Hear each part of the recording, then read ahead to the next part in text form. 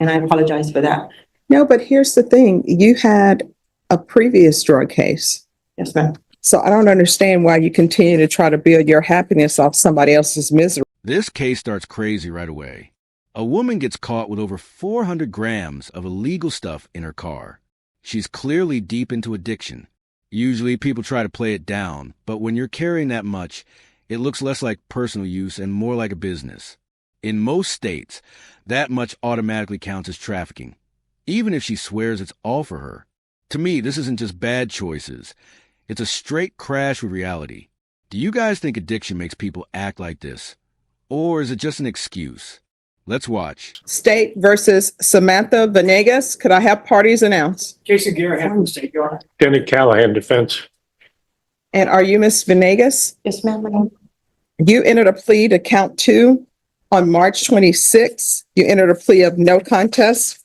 According to your plea bargaining agreement, punishment is to be assessed at a cap of 15 years in the prison. There's a $2,000 fine. State opposes your application for community supervision and deferred adjudication. They're taking in consideration 2024 CR 008054. Have both parties had a chance to review the PSI report and TAP evaluation? Yes, Your Honor. Yes, Your Honor. Any objections, state or defense? No, Your Honor. Any witnesses, state? State. Defense, any witnesses? Only allocution in writing from the defendant. All right. Any objections to the court reviewing the defendant's writing? No, Your Honor, the state is actually reviewed. No objection. All right. The court will hear argument.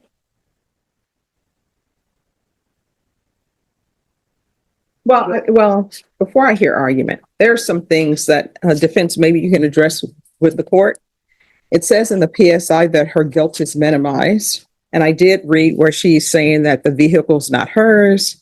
She knew there was drugs in the trunk, but she didn't throw them away. She didn't do anything about it. So I don't know if there's any insight you would like to give on that. Yes, Your Honor. I think it's a good inference from the stipulations and the PSI that she was used as a pawn, taking advantage of her poverty and her addictions to methamphetamine. And she's ashamed of that in her life, not only you, but more particularly to her family. There is an element of voluntariness in her actions. There's also an element of being trapped in her actions. And that was one of the things I would ask the court to consider before you assess punishment. I have 3 other remarks. All right, you may proceed. And I suggest to the court as a proper resolution of this case, because she's still relatively young, deferred adjudication, 10 years, ISF treatment, and she asks you to put her into drug court, which is intensive supervision for every day. That shows some indication of remorse and desire to be rehabilitated. All right, so here's part of my issues, right? Yes, ma'am. One, I have to look at criminal history. And I would have clients sometimes, you know what they would tell me? Why are people looking at my criminal history? We're just here for this. That was in the past.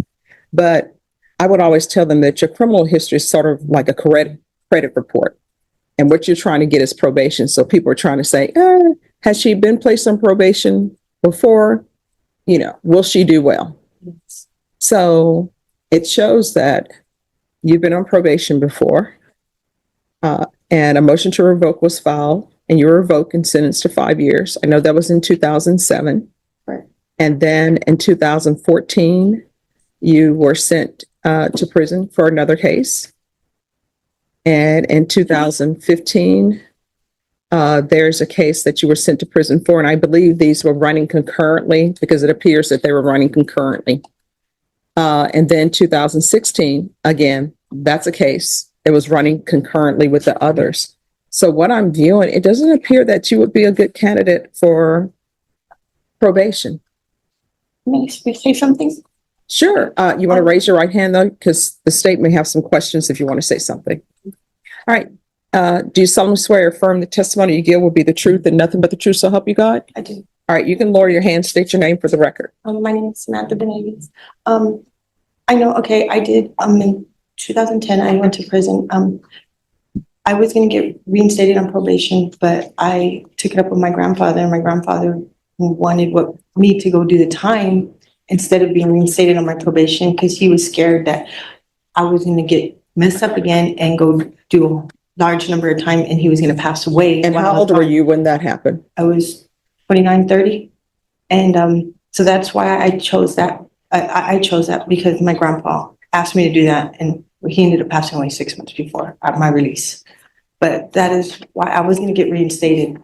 At the time, my attorney was William Reese, and they were going to reinstate me and send me home. But my grandfather asked me to get it over with. She tries to say the trunk full of drugs wasn't even hers, like she's just an Uber driver for criminals. Come on, that excuse is insulting. She admits she's an addict, has a long rap sheet, and still thinks she deserves probation. If I was in front of a judge with her record, I'd be begging for mercy, not telling fairy tales. Probation isn't a gift. It's your last warning before jail. The sad part is she says all this with a straight face, like she really believes it. Makes me wonder how many times she's tried the same story in other courtrooms, hoping one judge would fall for it. Honestly, it's just sad to watch. That is why I went to prison. All right, so you're telling me that I could understand maybe there being pressure on you with saying, oh, let me listen to my grandfather and take this time. But at the time you were 29, 30. Okay. Yeah. And then the other cases, because you got out of prison and then you pick up more cases. In 2014, I revoked. I have my parole, and I went back to ISF for the last 3 months of my parole, and then that was done with that. And then in 2016, I went to prison again in 2016, and then I revoked and went back to safety, and I came out and I completed the rest of my probation. Okay. Why do you keep failing at probation? With parole, the second. Well, I mean, you Yeah. failed at probation and you failed at parole. Why? The first time when I was younger, I really don't have, I made some poor choices in my life back then, and I was young, I was ignorant. But no, for the case that you said the first case, you said, I just agreed to be revoked because of my grandfather. Yeah. All right. You're telling me then you were 29.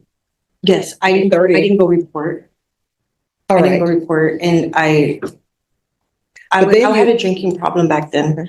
And back then I would use cocaine a little, and but I had a heavy drinking problem. So I was young, I was stupid, I was living in the bars basically. And I wasn't, keep out there running the streets or nothing like that. I just didn't want to go report. And that was my biggest downfall right there. If I would have just went and reported and went and taken a UA, everything would have been okay. My life would have been a little bit, different. The other time,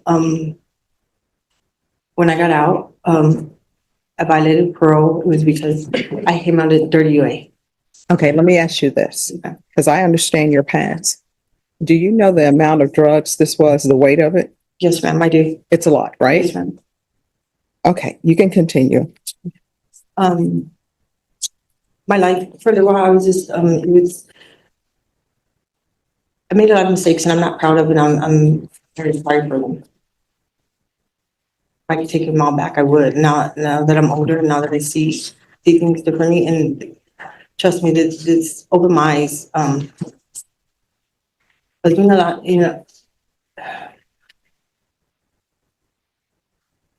I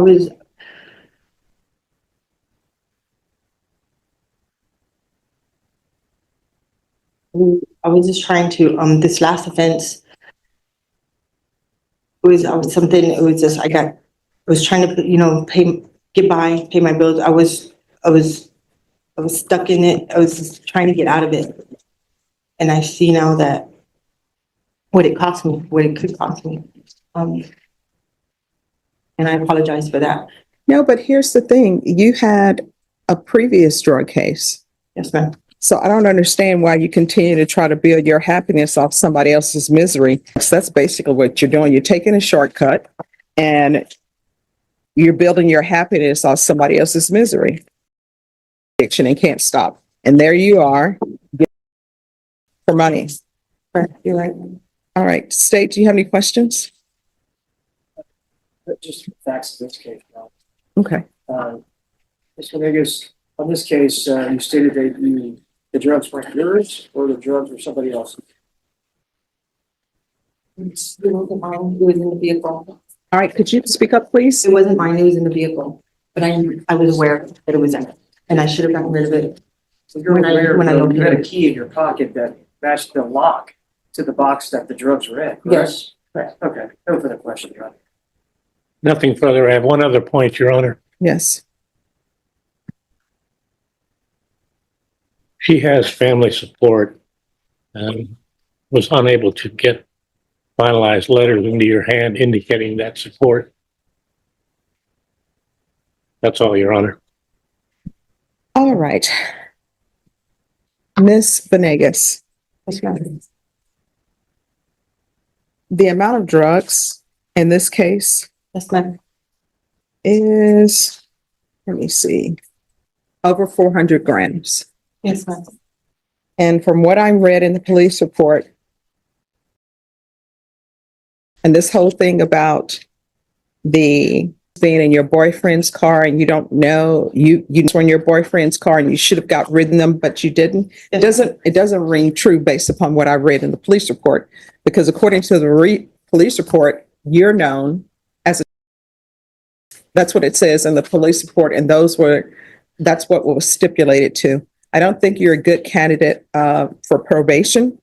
The court is going to find you guilty. The court will sentence you to 15 years in the prison.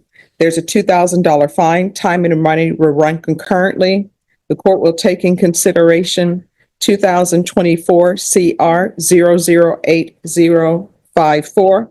I'll suggest the therapeutic community. Did you review the document entitled Trial Court Certification of Defendant's Rights to Appeal with your attorney? Did you understand it? Yes, ma'am. And did you sign it? Yes, ma'am. Right, because this is a plea bargaining agreement, because I followed your plea bargaining agreement, because you waive your right to appeal, you do not have the court's permission to appeal. Excuse me. Thank you. Because this is a felony conviction, you're not allowed to own or possess any weapons or ammunition. If you have a question over what a weapon or ammunition is, you'll need to speak to an attorney. Do you understand? Her lawyer is up there trying to make her look like a victim, but she's already been to prison twice. At this point, that's not bad luck. That's a lifestyle. If she really wanted to change, she wouldn't be here again. Using the "I was young and stupid" line doesn't work when you've been in the system for decades. And here's the kicker. Her 15-year plea deal means she could have been looking at even more time. A plea is a discount, not a sympathy card. Cases like this make rehab look pointless because it feels like the system is just babysitting people who don't want change. How many chances should society give before we finally stop?